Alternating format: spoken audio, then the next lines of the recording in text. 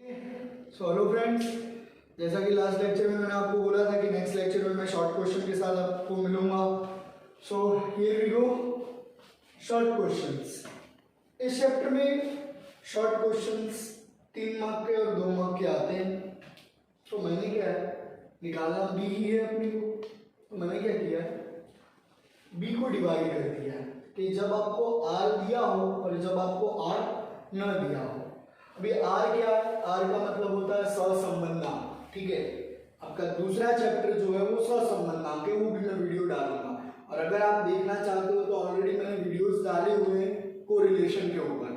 ज्यादा फर्क नहीं पड़ेगा, इंग्लिश में है बट कैलकुलेशन तो वही रहना। ठीक है, तो आप देख सकते हैं एक बार आर का कैलकुलेशन मैंने आगे की वीडियोस में जो डालना। ओके, तो जब आर दिया हो और जब आर न दिया हो। अब जब आर दिया होता है तो आपका बी का फॉर्मूला क्या है, जब आर दिया हो तो बी का फॉर्मूला होता है b is equal to R into S Y upon S X. अब आपके मन में आएगा सर ये एस वाई क्या है, एस एक्स क्या है, तो यहाँ मैंने लिखा हुआ है एस एक्स का मतलब होता है एक्स का प्रमाप विचलन। क्या विचलन, y यानी y का प्रमाप विचलन। ठीक है, r का मैंने आपको बता दिया सहसंबंधांक। फिर a और y का तो वही फॉर्मूला से निकालना है जो आगे हमने बड़े क्वेश्चन में कैलकुलेट किया है। अब जब r न दिया हो, जब r न दिया हो तो कौन सा फॉर्मूला लगेगा, तो फॉर्मूला लगेगा b is equal to covariance of X Y upon में एस स्क्वायर एक्स। अब आपके मन में फिर क्वेश्चन आएगा सर ये कोवेरिएंस एक्स वाई का मतलब, कोवेरिएंस एक्स वाई का मतलब क्या है, सविचरण। क्या है उसका मतलब, सविचरण। ठीक है, एस स्क्वायर एक्स का प्रमाप विचरण। देखो स्क्वायर मतलब विचरण होता है और खाली अगर एक्स एक्स दिया है तो उसका मतलब विचलन होता है। ये ऑलरेडी 11th के स्टैटिस्टिक्स में आप कैलकुलेट करके आए हो। ठीक है, तो एस स्क्वायर एक्स यानी एक्स का प्रमाप विचरण, एस स्क्वायर वाई यानी वाई का प्रमाप विचरण, और कोवेरिएंस ऑफ एक्स वाई का मतलब होता है सविचरण। अब ये कोवेरिएंस निकालना या एस एक्स निकालने के कुछ और फॉर्मूलाज हैं जो मैंने यहाँ लिखे हुए। जैसे कोवेरिएंस एक्स वाई का एक फॉर्मूला क्या होता है, sigma x minus x bar y minus y bar upon n. इसका एक और फॉर्मूला है sigma x Y minus n x bar y bar upon n. S square x का फॉर्मूला वही एक्स माइनस एक्स बार का whole square upon में n, और s square y का वाई माइनस वाई बार का whole square upon N. ये क्या है, जब हम कैलकुलेशन करेंगे ना तो आपको मैं बताऊंगा। अब देखो पहले से कुछ डिसाइड नहीं है कौन सा फॉर्मूला लगाना, डिसाइड होगा जो इंफॉर्मेशन आपको दी है उसके ऊपर। ठीक है, तो मैं आपको एक आध क्वेश्चन करवाऊंगा तो आपको क्या थोड़ा आइडिया आएगा। जैसे आपकी एक्सरसाइज है 3.2, क्या है आपकी एक्सरसाइज नंबर 3.2। 3.2 का मैं क्वेश्चन नंबर 6 करवा रहा हूं। अब क्वेश्चन नंबर 6 में दिया क्या मैं वो पढ़ रहा हूं। एक शहर के कपड़े के धंधे में कार्यरत 10 पीढ़ी, कितनी पीढ़ी, 10 पीढ़ी। तो एन आपको कितना दिया है, एन आपको दिया है 10। 10 पीढ़ी के औसत वार्षिक लाभ और औसत वार्षिक प्रशासनिक खर्च की सूचना निम्नानुसार है। उसके ऊपर से आपको माध्य दिया है। माध्य का मतलब होता है एक्स का है तो एक्स बार और वाई का है तो वाई बार। तो एक्स बार 60 है और वाई बार 25 है। उसके बाद प्रमाप विचलन, क्या विचलन, तो x का होगा वो एस एक्स होगा और y का होगा वो एस वाई होगा। तो एस एक्स आपको दिया है कितना 6 और एस वाई आपको दिया है 3 और आपको दिया है सविचरण। क्या दिया है, सविचरण। सविचरण का मतलब क्या होता है, कोवेरिएंस ऑफ एक्स वाई। कितना दिया है 10.4। क्या बोला आपको, उपयुक्त सूचना से y का x के प्रति निहित संबंध रेखा आपको क्या करना है, प्राप्त करना है। तो चलो अभी तक ध्यान देंगे आप लोग, चेक करो इसके बेसिस पे। आर दिया है, नहीं दिया, कौन सा वाला, दूसरा वाला। क्या है फॉर्मूला दूसरा वाला, b is equal to covariance of X Y upon S square X. Covariance दिया है 10.4। अब सर आप बोलोगे सर एस स्क्वायर एक्स नहीं दिया, तो बहुत सिंपल एक फंडा सिखा रहा हूं। ठीक है, जब आपको मान लो आपको एस एक्स दिया और आपको क्या निकालना है, एस स्क्वायर एक्स चाहिए। एस एक्स दिया है और आपको क्या निकालना है, एस स्क्वायर एक्स निकालना है। तो वहां पे आप क्या कर दोगे, स्क्वायर कर दोगे। क्या कर दोगे, स्क्वायर। स्क्वायर समझते हो ना, वर्ग कर देना। और जब आपको एस स्क्वायर एक्स दिया और आपको क्या निकालना है, एस एक्स निकालना है। जब आपको एस स्क्वायर एक्स दिया और आपको क्या निकालना है, तो आप क्या कर दोगे, अंडर रूट कर दोगे। क्या कर दोगे, अंडर रूट, वर्गमूल निकाल देना। एस एक्स से एस स्क्वायर एक्स जाना है तो उसका वर्ग कर देना, और एस स्क्वायर एक्स से एस एक्स पे आना है तो उसका वर्गमूल कर देना। तो यहाँ पे अपने पास क्या दिया, एस एक्स दिया है और अपने को क्या चाहिए, एस स्क्वायर एक्स। मतलब एस एक्स से हमको एस स्क्वायर एक्स पे जाना, तो हम क्या कर देंगे, इसका वर्ग कर देंगे। तो एस स्क्वायर एक्स आपका कितना हो जाएगा, 6 का वर्ग करोगे तो 36। ये आ गया आपका 36। चलो तो अभी हम इसको डिवाइड कर देते हैं। कितना है, 10.4/36। ये आ गया आपका 0.29। ठीक है, उसके बाद a निकालो। a बराबर वाई बार minus B x bar. Y बार कितना दिया है, 25। b आया 0.29। एक्स बार कितना है, 60।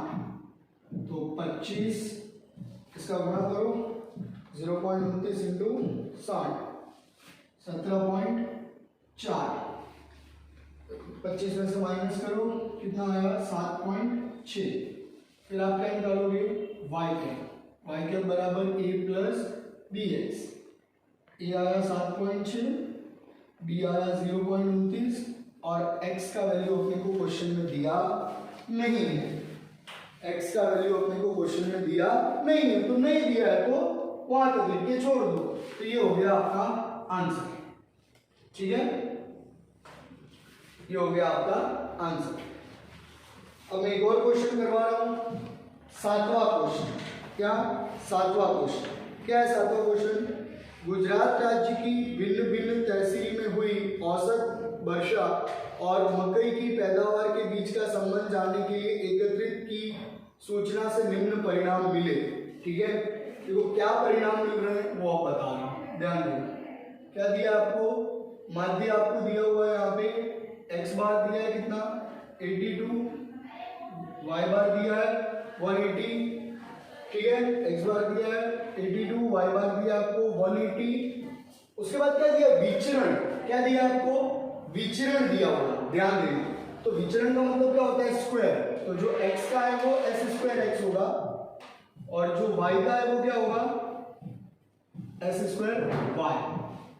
और आपको यहाँ पे सहसंबंध r दिया है 0.82। अब आपके पास ये इंफॉर्मेशन अवेलेबल है, x बार है, y बार है, s स्क्वायर एक्स है, s स्क्वायर y और r है। b, जब r दिया हो, r दिया है तो ये वाले फॉर्मूला से करना पड़ेगा। तो लगाओ formula, b is equal to r into S Y upon S x.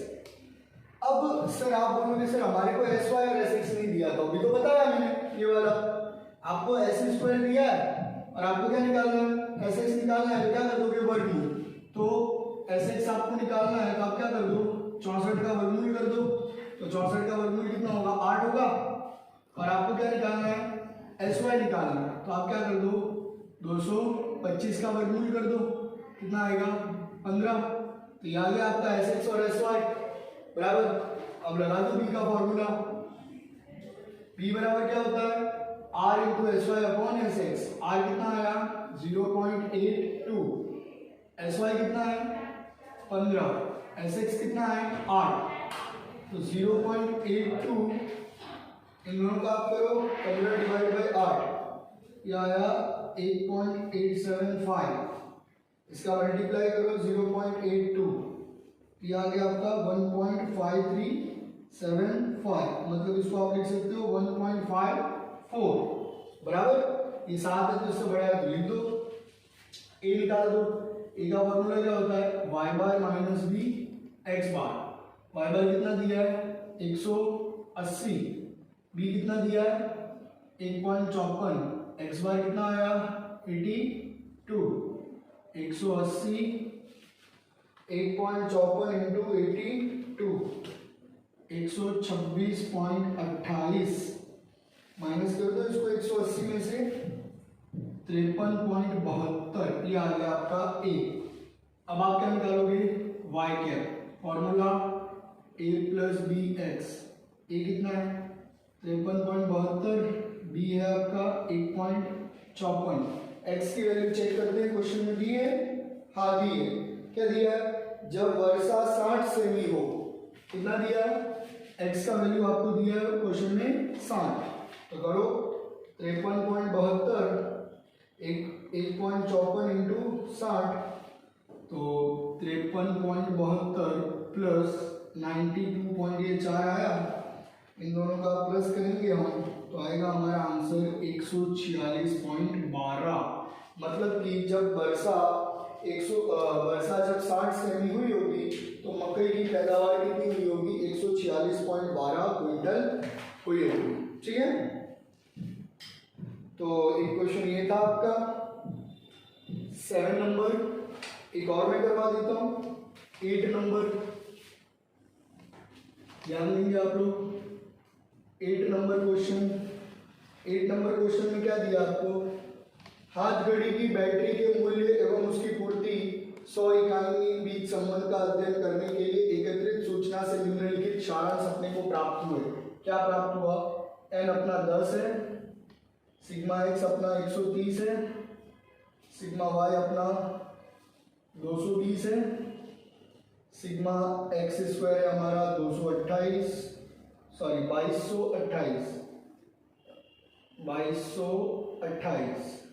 ठीक है, और सिग्मा एक्स वाई अपने को दिया हुआ है 3467। तो देखो एन दिया है 10, एक्स दिया है 30, 220, 2288। अब जो मैंने आपको एक नहीं वो एक्स वाई वाला बोला छुड़ाया है, वो फॉर्मूला यहाँ पे खाली फॉर्मूला बता देता हूँ क्या लगाना, फॉर्मूला ऑलरेडी आपको बताया है। तो यहाँ पे देखो ना तो अपने पास कोवेलेंस दिया है, ना तो अपने पास ये आर दिया हुआ है, तो ये दोनों फॉर्मूला तो यहाँ लगेंगे नहीं। यहाँ पे क्या लगाना पड़ेगा आपको, वो बड़ा वाला जो फॉर्मूला है बी का, कौन सा है वो फॉर्मूला है N sigma x Y minus sigma X sigma Y upon N sigma X square sigma X का होल स्क्वायर। तो एन आपको 10 दिया, एक्स वाई है आपका 3467, सिग्मा एक्स है 130, सिग्मा वाई है 220 अपॉन एन है आपका 10, एक्स स्क्वायर है आपका 2288 और ये है 130 का होल स्क्वायर। ठीक है, चलो तो इसका कैलकुलेशन करेंगे हम। 34,600 ये हो गया, 130 इंटू 220 करो 28,600, 22880, 130 इंटू 130 16,900, ऊपर माइनस करो 34,670 माइनस 28,000 ये आ गया 6070 और 22,88,0 माइनस 16,900 ये आ गया 5980। अब इसका डिवाइड करो 60705980 ये आ गया आपका 1.02, कितना आ गया 1.02, बी का वैल्यू आ गया। ठीक है, अब ए का वैल्यू निकालोगे। ए का फॉर्मूला क्या है, वाई बार माइनस बी एक्स बार। अपने को वाई बार दिया नहीं है, निकालना पड़ेगा, तो इजी है ना फॉर्मूला। वाई बार का क्या होता है formula, sigma Y upon N, 220, N कितना दिया है 10, ये लो आ गया आपका 22। ठीक है, एक्स बार को निकाल दो, एक्स बार का क्या होता है sigma X upon N, 130 upon 10 आ गया 13। चलो रख दो वैल्यू, वाई बार आया 22, बी का वैल्यू है 1.02, एक्स बार का वैल्यू आया 13, तो 22 इन दोनों का मल्टीप्लाई करो 1.02 इंटू 13.26 माइनस 22 ये करोगे तो आएगा 8.74। तो बी का वैल्यू आ गया 8, ए का वैल्यू आ गया आपका 8.74। अब लास्ट वैल्यू किसका निकलेगा, वाई के बराबर ए प्लस बी एक्स, ए है 8.74, बी है 1.02, एक्स का वैल्यू दिया है क्या? हाँ 16, कितना दिया है देखो लिखा है, यदि बैटरी का मूल्य 16 है तो उसकी पूर्ति, तो ये वैल्यू आपको कितना दिया है? 16 दिया है। चलो तो 1.02 इंटू 16 करो, तो ये 8.74 प्लस ये आया आपका 16.32, अब इन दोनों का ऐड करो, 16.32 प्लस 8.74 25.06। तो जब बैटरी का मूल्य 16 रुपये होगा तो उसकी पूर्ति कितनी होगी? उसकी पूर्ति होगी लगभग 25।